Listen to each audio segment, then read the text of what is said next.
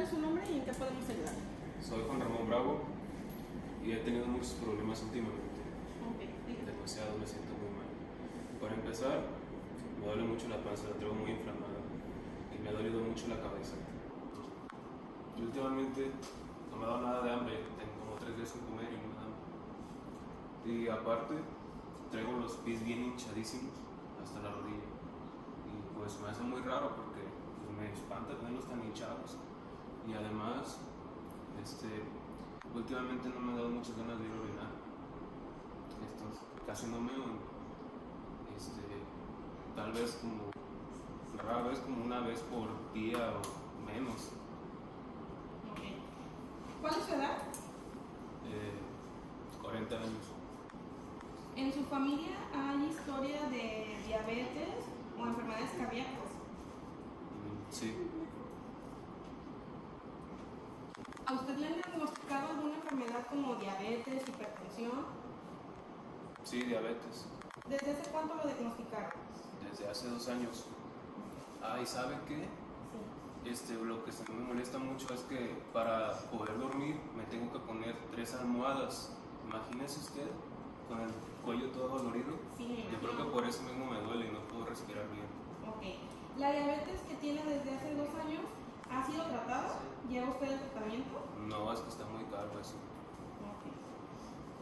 En todo este tiempo que usted ha sido, que fue diagnosticado, ¿usted ha regresado a las consultas? ¿No? Ok. ¿Presenta entonces dificultad respiratoria? ¿Tiene dolor de cabeza? Mucho. Okay. ¿Calambres? Demasiados. Ahorita, por eso, cuando venía subiendo las escaleras, la verdad no lo pude estimular muy bien. Se me duele mucho. Okay. ¿Usa drogas? No le hago eso. ¿Fuma? No. ¿Toma? Sí, ¿Con qué regularidad? muchas veces. Podríamos decir que de 4 a 5 veces a la semana. Sí. ¿Alguna vez le han hecho transfusiones? No sé qué es eso.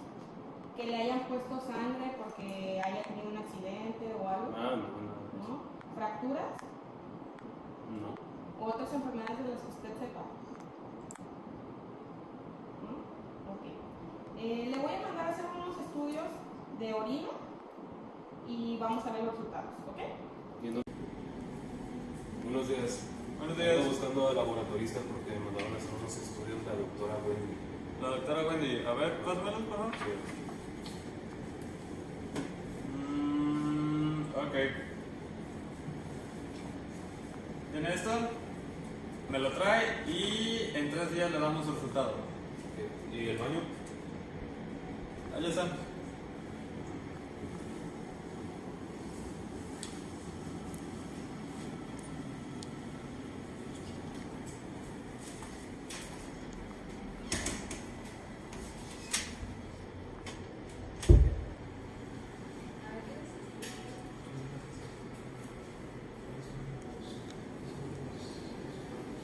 Pues me iba a salir un poquito, pero pues ahí sí ya tengo.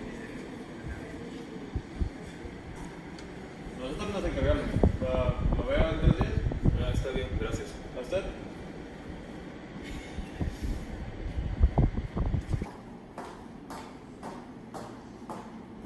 Buenos días, doctores. ¿Buenos días de nuevo? ¿No tiene ningún caso? Yo no. ¿Dónde está el doctor Casas? Por ahí. No sabemos, la verdad. Bueno, pues si no tiene nada que hacer, hay un paciente en urgencias. Tiene 40 años, tiene un historial de hipertensión descontrolada y además presenta... Siempre. ¿Qué son estas horas de llegar? Buenos días. Buenos días. Estaba tomando café. Su servicio inicia a las 7 de la mañana o a las 11, Estaba tomando café. mientras sus alumnos sin hacer nada. ¿Qué tenemos hoy? Pues al parecer es un paciente de 42 años de edad con una nefropatía, ¿Por qué dice que es una nefropatía? por los síntomas que presentaba. No lo recuerdo la verdad porque la ¿Por qué no lo doctora- recuerdo? Porque estaba en mi hora de comida y la doctora me molestó con eso. Esa no es ninguna excusa. Le acabo de describir el caso clínico. Los síntomas son edema, hipertensión, diabetes mellitus descontrolada y además edema periférico. Ok, ¿y cómo está el paciente? ¿Cuál es el estado del paciente? Pues el paciente ahorita se encuentra estable. ¿Y ya lo revisaron? Al parecer yo no, pero la doctora ya tuvo el primer contacto con el paciente. ¿Por qué no lo revisaron ustedes? ¿Estaban comiendo? Yo estaba en mi hora de comida. Y justo acaba de llegar. Bueno, entonces me tengo que dirigir. ¿Cuáles son las principales causas de falla renal? Pues pueden ser varias.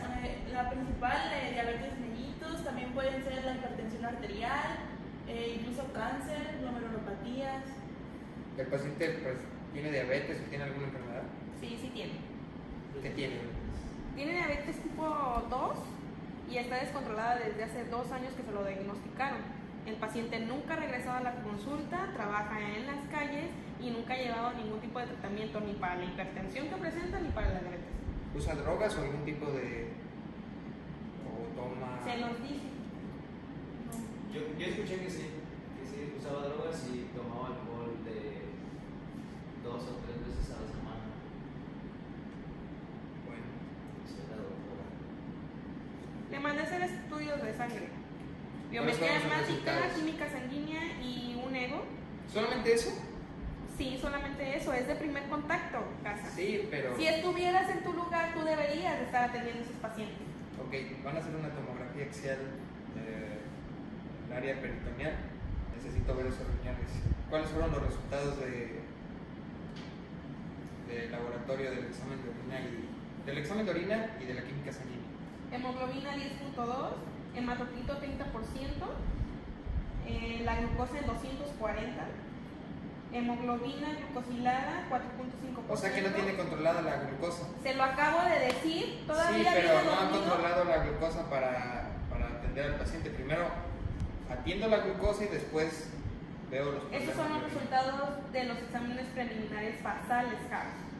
Ponme atención de lo que te estoy diciendo. Ok, no perdamos más el tiempo, hay que El mandar a hacer paciente lo que está les dije. ingresado en la cama 34 de urgencias, así es que más vale que ya estuvieran moviéndose. Yo voy por más café.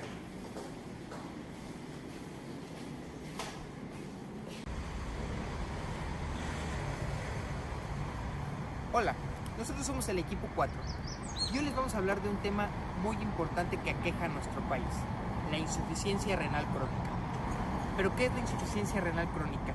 La insuficiencia renal crónica es la pérdida de función a largo plazo de nuestros riñones. Es una de las enfermedades de urgencia médica más solicitadas en México, lo cual requiere una solución. Presentar la anatomía y la fisiología renal. Tal vez me reconozcas por haber salido en la serie Doctor Casas, pues además de ser un reconocido nefrólogo, también soy un famoso actor. Pero ahora a lo que vengo, explicarte la anatomía y la fisiología. Hay que comenzar. Los riñones están ubicados en la cavidad retroperitoneal. Cada uno tiene su arteria y su vena renal. El 30% del gasto cardíaco se va directo al riñón, a los riñones.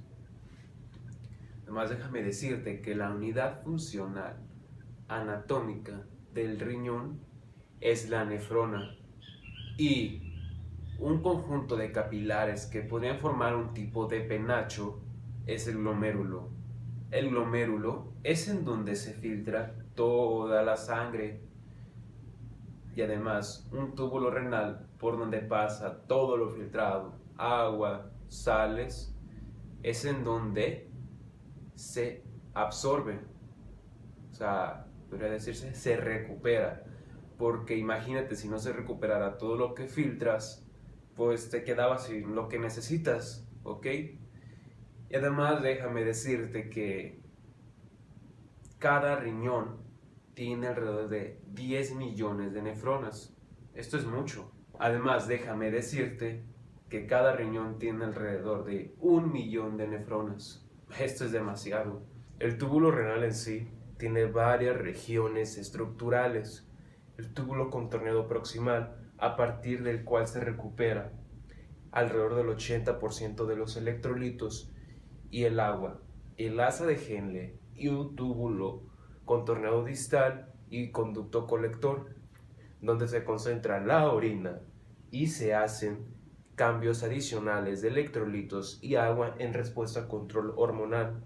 Además, déjame decirte que en circunstancias normales, no más de 5 a 10 mililitros sobre minuto de filtrado glomerular se envía hacia los conductos colectores.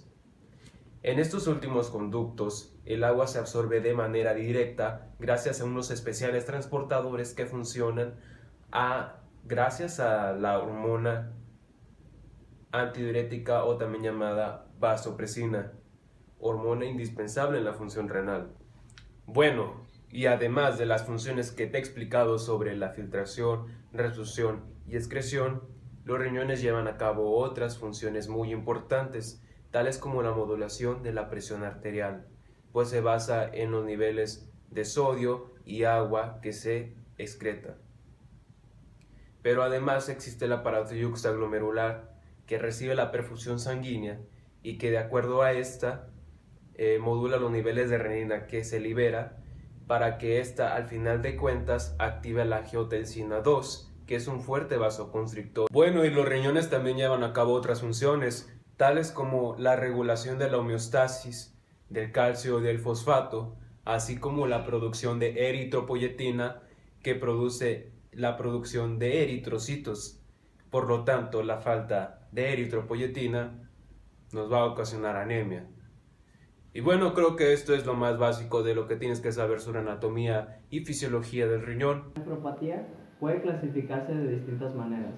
Una manera fácil y sencilla de hacerlo es dependiendo del lugar de la lesión, o también podemos clasificarla dependiendo de la naturaleza de los factores que nos lleven a una enfermedad renal. Ciertas regiones del riñón son más susceptibles a un cierto tipo de lesión. Por ejemplo, la médula renal es más susceptible a una lesión por isquemia debido a que tiene un ambiente con una tensión muy baja de oxígeno. El glomérulo, como ya se mencionó antes, es el filtro inicial por donde se filtra toda la sangre que llega hacia los riñones, por lo que lo hace un sitio prominente de lesión que se vincula con el depósito de inmunocomplejos y la fijación del complemento. Para entender mejor esto, podemos clasificar a las causas de insuficiencia renal en tres, que son las causas prerrenales, causas intrarrenales y causas postrenales. Las causas prerrenales son las ocasionadas por el defecto del flujo sanguíneo hacia los riñones, ocasionadas por la disminución del volumen intravascular, el efecto de algunos medicamentos o daños estructurales directamente sobre las arterias renales. En el caso de las causas intrarrenales son los trastornos que nos llevan a un daño directo en la nefrona, ocasionados por la disminución del riego o la obstrucción del riego sanguíneo. También las causas postrenales, que ya es la obstrucción de las vías urinarias ocasionadas por cálculos renales, algunas anormalidades estructurales y algunas anormalidades funcionales. Para entender mejor la fisiopatología de la insuficiencia renal crónica, es importante conocer dos valores. El primero de ellos es la tasa de filtración del glomérulo y el segundo son los niveles de creatinina en orina. Estos son exámenes que nos ayudan a verificar que también están funcionando los riñones. En el caso de la tasa de filtración del glomérulo, es importante conocerlo porque nos da un valor de qué tanta sangre se está filtrando por el glomérulo por minuto. Una vez conociendo estos dos valores, podemos clasificar a la insuficiencia renal crónica en 5 estadios, donde la tasa de filtración del glomérulo normal es de 100 mililitros por minuto. En el caso de la insuficiencia renal crónica, se puede clasificar como insuficiencia renal crónica cuando el daño persiste por más de 3 meses. En el estadio 1, la tasa de filtración del glomérulo es de 90 mililitros por minuto, y en el estadio 2, la tasa de filtración del glomérulo va desde 60 a 89 milímetros por minuto. ¿Qué quiere decir esto? Quiere decir que conforme va disminuyendo la tasa de filtración del glomérulo, va aumentando el nivel del estadio. También, al parecer, el 75% de los adultos mayores de 70 años se encuentran en estos dos estadios, y también en estos dos estadios puede haber microalbuminuria y proteinuria. También, por la gran capacidad de la nefrona para adaptarse, parece que la enfermedad renal crónica en estos dos estadios parece ser asintomática. En el estadio 3 de insuficiencia renal crónica podemos encontrar una tasa de filtración del glomérulo que va desde 30 a 59 milímetros por minuto. También hay un aumento de la urea y la creatinina en sangre. Entre los síntomas habituales más frecuentes en este estadio de insuficiencia renal crónica podemos encontrar la disminución de glóbulos sanguíneos, la malnutrición, el dolor óseo, el hormigueo o adormecimiento de los nervios, dificultades para concentrarse y una disminución a la sensación del bienestar. También podemos encontrar alteraciones clínicas como son la anemia y la hipertensión y alteraciones de laboratorio como lo son la hiperlipidemia y la hiperuricemia. También en este estadio se encuentra la poliuria, que es una excreción muy abundante de orina, y la nicturia, que es la excreción involuntaria durante la noche. En el estadio 4, el paciente va a presentar una filtración glomerular de 15 a 29 mililitros por minuto. En este estadio va a haber una intensificación de las manifestaciones clínicas. El paciente puede presentar anemia, acidosis metabólica, también puede presentar alteraciones en el metabolismo fosfocálcicos y prurito. Aquí el paciente va a presentar una excreción adecuada y moderada de lo que es el potasio. También va a presentar trastornos o alteraciones digestivas, neurológicas y circulatorias. Aquí es importante que se haga una valoración hacia un posible tratamiento sustitutivo, como por ejemplo la hemodiálisis o en su caso un trasplante renal. En el estadio 5 el paciente presenta una filtración glomerular menor a 15 mililitros por minuto. En este estadio el paciente presenta una osteodistrofia renal, además de alteraciones endocrinas y dermatológicas que van a ser sumadas a las alteraciones clínicas previas. En este estadio el paciente presenta un síndrome urémico en donde va a ser obligatorio la presencia de un tratamiento renal sustitutivo, como por ejemplo la hemodiálisis o el trasplante renal. Dentro de la etiología, la principal causa es la diabetes mellitus tipo 2. A esto le sigue lo que es la hipertensión arterial, posteriormente las glomerulopatías, ya sean primarias o secundarias. También se encuentra lo que es la enfermedad poliquística, la obstrucción, por ejemplo, el tracto genitourinario, el cáncer, entre otras. La lesión crónica va a dar lugar a una pérdida irreversible de nefronas. Esto va a causar a que una mayor carga funcional sea impuesta sobre un menor número de nefronas. Esto va a causar lo que es un aumento de la presión de filtración glomerular e hiperfiltración. A su vez, esta hiperfiltración puede predisponer hacia una fibrosis o a la formación de tejido cicatrizal. Y pues como consecuencia, esto nos va a dar una disminución o una destrucción mayor de nefronas que puede llevarnos a un síndrome urémico. Tienen una gran capacidad de reserva funcional, ya que puede perderse incluso hasta el 50% de las nefronas sin que exista un deterioro funcional a corto plazo. Por otro lado, cuando la tasa de filtración glomerular disminuye y deja solo alrededor del 20% de la capacidad renal inicial, se va a observar un cierto grado de azoemia. Incluso a este nivel de función renal se puede dar el progreso hacia una insuficiencia renal crónica terminal acelerada por una hiperfiltración. Aquellos pacientes que presentan esta cifra de tasa de filtración glomerular tienen una reserva funcional disminuida. Por eso pueden llevar a desarrollar un síndrome urémico por cualquier estrés adicional, por ejemplo, infecciones, alguna obstrucción o deshidratación. La patogenia de la insuficiencia renal crónica se deriva en parte de la combinación de los efectos tóxicos de tres aspectos. El primero de ellos son productos retenidos que normalmente tienen que ser excretados por el riñón de productos normales como las hormonas que se encuentran en cantidades aumentadas, y por último de productos normales que son excretados como lo que es la eritropoyetina. La insuficiencia excretora también va a llevar a una desviación de los líquidos. Por ejemplo, va a haber un aumento de lo que es el sodio y el agua intracelular, y una disminución del potasio intracelular. Dentro de las manifestaciones clínicas de la insuficiencia renal crónica tenemos el equilibrio de sodio y el estado de volumen. Los pacientes con insuficiencia renal crónica tienen problemas para excretar sodio y agua. Por lo tanto, los pacientes tienden a tener en sus tejidos exceso de estos productos. Debido a la ingesta excesiva de sodio podemos tener insuficiencia cardíaca congestiva, hipertensión, ascitis y edema periférico. Este exceso lo podemos eliminar limitando la dieta del paciente.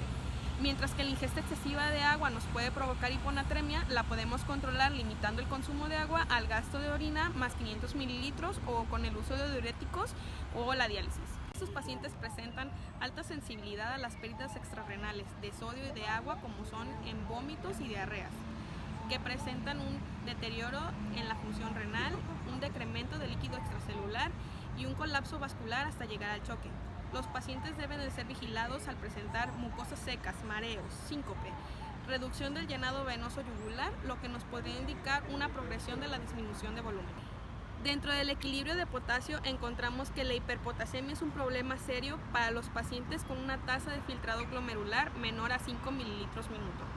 En pacientes donde su tasa de filtrado glomerular va de 50 a 5 mililitros minuto, encontramos que el transporte tubular de potasio mediado por aldosterona se aumenta. El uso de diuréticos ahorradores de potasio y ECAs y betabloqueadores puede alterar este transporte, por lo que puede precipitar una hiperpotasemia. En pacientes con diabetes mellitus, el síndrome de hipoaldosteronismo hiporreninémico nos provoca una disminución en la secreción de renina, por lo tanto una disminución en la tasa de angiotensina 2. Por lo tanto, la secreción de aldosterona nos disminuye. Esto nos da una dificultad para compensar la tasa de filtrado glomerular que ya está en disminución al incrementar el transporte de potasio mediado por aldosterona. La dificultad relativa para manejar el potasio nos va a dar una hiperpotasemia aún por debajo de la tasa de filtrado glomerular de 5 mililitros minuto. La ingesta diaria de potasio es de 3.000 miligramos y las ingestas por raciones deberían de ser de 150 hasta 300 miligramos. Dentro de las manifestaciones clínicas, la acidosis metabólica está mediada por la capacidad disminuida de excretar ácido y generar base en los pacientes. El pH sanguíneo puede corregirse con 20 a 30 miliosmoles de bicarbonato de sodio, lo que nos equivale a 2 o 3 gramos diarios por vía oral.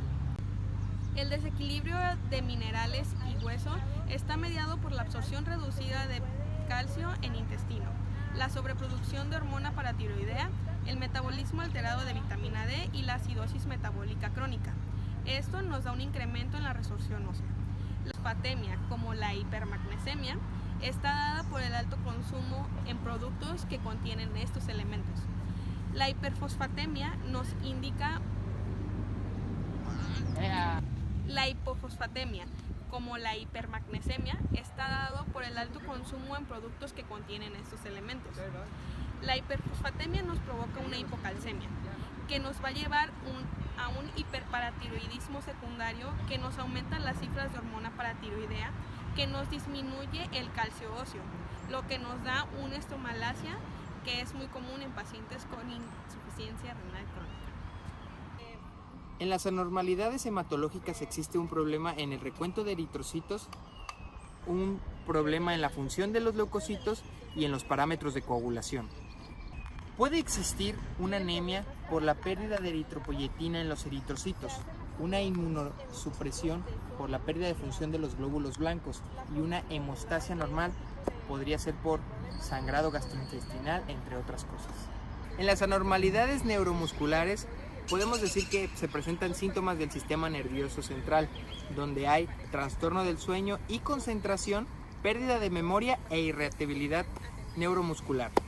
En las anormalidades endocrinas y metabólicas, en el sexo femenino existe la menorrea, una ausencia del ciclo menstrual, lo que da lugar a una dificultad para producir un embarazo, un alargamiento de la vida media de la insulina y un aumento de la testosterona. Y por último, las anormalidades dermatológicas. Cambio de color de la piel debido a la anemia. También un cambio de color debido a los metabolitos pigmentados.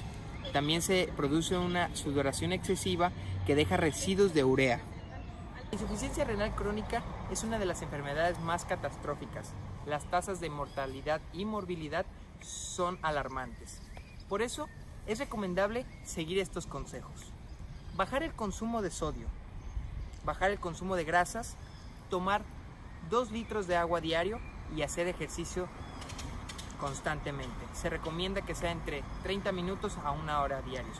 Esto nos va a permitir tener una vida más sana y poder llevar y prevenir nuestra enfermedad renal. A lo largo del video hemos visto que esta enfermedad no se da por sí sola. Hay factores que la predisponen. Por eso es importante la prevención. Porque recuerden, prevenir es vivir.